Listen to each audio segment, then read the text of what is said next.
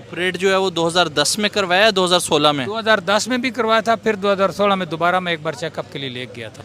मेरा बेटा बीमार था और मैंने उसका वहाँ पर ऑपरेट करवाना था। नारायण हरदौला हॉस्पिटल है वहाँ पर, डॉक्टर राजेश शर्मा। अब आपके बेटे की तबीयत कैसी मेरा है? बेटा अभी MBBS कर रहा है, फाइनल ईयर में है, बिल्कुल ठीक है वो। तो मेरा 2 डॉक्टर से रब्ता हुआ। एक डॉक्टर भान थे दिल्ली में, वो सिख बरादरी से थे, उनसे रब्ता हुआ, और दूसरे डॉक्टर राजेश शर्मा जिसकी तरफ से मुझे जवाब आया। तो इंतहाई सादगी है वहाँ पर। आप किसी भी बंदे को, कोई प्रोफेसर है, कोई डॉक्टर है, जिससे आप मिलें वो आपको अच्छे तरीके से ट्रीट कर। हेलो गाइस, कैसे आप सब? आप सबके लिए लेकर आया हूँ पाकिस्तान की वीडियो। मुझे इंडिया में 2 दफ़ा जाने का इत्तेफाक हुआ है। वो वेरी नाइस। अच्छा, कौन से सन में? मैं एक बार 2010 में गया हूँ, फिर 2016 में गया हूँ। गवर्नमेंट लेवल पे भेजे गए थे या खुद अपना? मैं किसी अपने काम गया था। मेरा बेटा बीमार था और मैंने उसका वहाँ पर ऑपरेट करवाना था। नारायण हरदौला हॉस्पिटल है वहाँ पर, डॉक्टर राजेश शर्मा। ऑपरेट जो है वो 2010 में करवाया, 2016 में? 2010 में भी करवाया था, फिर 2016 में दोबारा मैं एक बार चेकअप के लिए ले गया था। एक बात बताएं, यहाँ पे जब आप 2016 में गए थे, कितना फ़र्क आपने फील किया पाकिस्तान में और भारत के लाइफस्टाइल के अंदर, वहाँ के इन्वायरमेंट के अंदर, और स्पेशली वहाँ में रहने वाले लोगों और इधर के रहने वाले लोगों में? बड़ा फ़र्क है। मैं आपको एक बताता हूँ, यहाँ किसी अच्छे डॉक्टर को आप फ़ोन करें, वो फ़ोन नहीं उठाता, उसका असिस्टेंट उठाएगा, ठीक है? वहाँ एक नाम है डॉक्टर राजेश शर्मा का, जो हार्ट स्पेशलिस्ट है, सर्जन है। आप अभी खड़े होकर, मेरे पास नंबर है, उसको फ़ोन करें, वो खुद उठाएगा।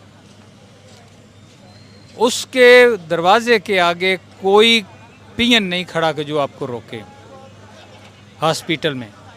मैंने उसको नारायण हरदौला हॉस्पिटल में भी देखा है, जेपी हॉस्पिटल में था, आजकल वो जेपी हॉस्पिटल में है। उसके दरवाजे के आगे कोई नहीं, वो अकेला बैठा हुआ है। आप आए हैं, पेशेंट है, बात करें।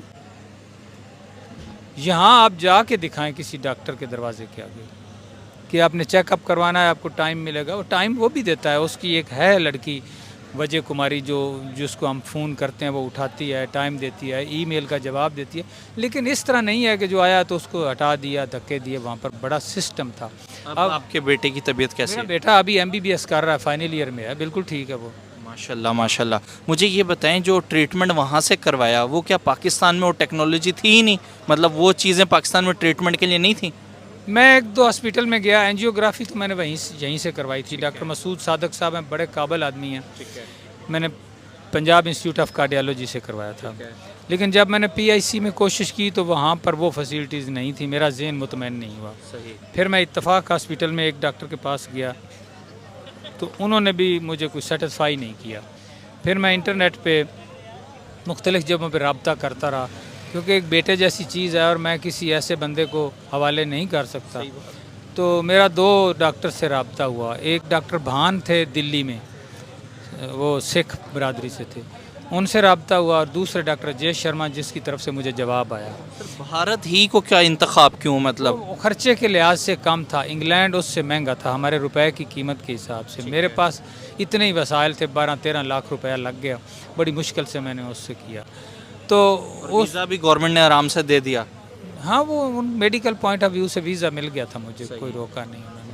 वो हुआ ये था कि डॉक्टर राजेश शर्मा के साथ मेरी कम्युनिकेशन हो गई। मैंने डॉक्टर राजेश शर्मा को फाइनल किया तो उन्होंने मेरा मतलब है हमें स्पॉन्सर लेटर भेज दिया था, अपनी एम्बेसी को और एक हमें। तो मैं वहाँ गया। मैं चूँकि वोकेशनल का था, मेरे वहाँ पर मुझे कोई काम नहीं था। बच्चा उनके ज़िम्मे था, हमारा खाना भी उनके ज़िम्मे था, रिहाइश भी उन्हीं के ज़िम्मे थी, ब्लड देना, जो करना, दवाई लेनी। और हॉस्पिटल्स कैसे थे वहाँ के? वही बता रहा हूँ, हॉस्पिटल में मैं जस्ट लाइक एक ड्राइंग रूम की तरह पड़ा रहा। मेरा तो वहाँ कोई काम नहीं था। मेडिकल की ट्रीटमेंट है, दवाई कहाँ से लेनी है, क्या करनी, मेरा उनके साथ एक पैकेज मुकर्रर था। उसमें खून, ब्लड वो उन्होंने देना। मुझे नहीं पता कि उनका कहाँ पे फार्मेसी है, क्या है, ना मैं कभी लेने गया हूँ। उनका अपना अमला ही दवाई लेके आता था। क्या बात है। खून का, ब्लड का अरेंजमेंट भी उन्होंने किया। मैं तो वहाँ पर जस्ट लाइक जैसे कोई मेहमान होता है, मियाँ बीवी हम दोनों साथ थे, वहाँ रहे। और मेरे पास वो टाइम फ़ारग होता था। मैं इस चक्कर में इधर उधर नेट पे तलाश करता रहा कि कोई मुझे वोकेशनल इदारा करीब तरीन बंगलोर में मिल जाए। सही। तो वो साथ ही बोमा संदरा एक तहसील है उनकी, ये बोमा संदरा में हॉस्पिटल था, उसी के साथ इंडस्ट्रियल स्टेट थी बड़ी सी। तो वहाँ ही मुझे BTL स्टाफ पे बच्चे जब पढ़ आते थे जाते थे, तो मैंने एक दो बंदों से पूछा, तो उन्होंने कहा ये अंदर जाएं तो BTL इंस्टीट्यूट है। तो मैं वहाँ गया तो मेरी आंखें खुली की खुली रह गई। तो इंतहाई सादगी है वहाँ पर। आप किसी भी बंदे को, कोई प्रोफेसर है, कोई डॉक्टर है, जिससे आप मिलें वो आपको अच्छे तरीके से ट्रीट करता है। हम फिरौन हैं।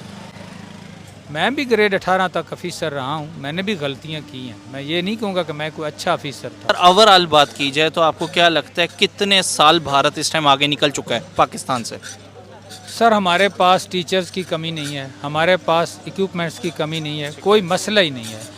हमारे पास सिर्फ हमारी सोच की बदबख्ती है। बहुत सारी कंट्रीज़ है जहाँ पे मेडिकल का जो ट्रीटमेंट है वो बहुत अच्छा होता है, उसमें इंग्लैंड भी है।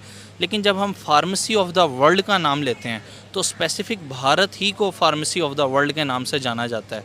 क्या वजह लगती है? क्योंकि आप गए भी हैं, आपने वहाँ पे देखा भी है मेडिकल सिस्टम। मैंने सिर्फ देखा नहीं है, मेरा एक्सपीरियंस उससे और ज़्यादा है जो आपको नहीं पता। मेरे 3 बच्चे डॉक्टर हैं, मेरी एक बेटी गायनाकोलॉजिस्ट है, एक बेटा अभी उसकी सिलेक्शन हुई है ऑर्थोपेडिक सर्जरी में सियालकोट में। मेडिकल के अंदर पाकिस्तान को भारत का मॉड्यूल फॉलो करना चाहिए। सर बच्चों में कोई कमी नहीं है, डॉक्टर बड़ी मेहनत करते हैं। उसके बाद उनको फैसिलिटेट नहीं किया जाता। सरकार उस तरह फैसिलिटेट यहाँ की नहीं करती। अब दूसरी शोबे पे आ जाए इंजीनियरिंग में, ये तो मेरे बच्चों का एक्सपीरियंस है। डिप्लोमा के बाद एक इन्होंने डिग्री शुरू की थी BTech, भट्टो के दौर में शुरू हुई थी। और वो डिग्री भट्टो ने शुरू इसलिए की थी कि इंडिया में वो वैलिड थी, चल रही थी BTech की डिग्री।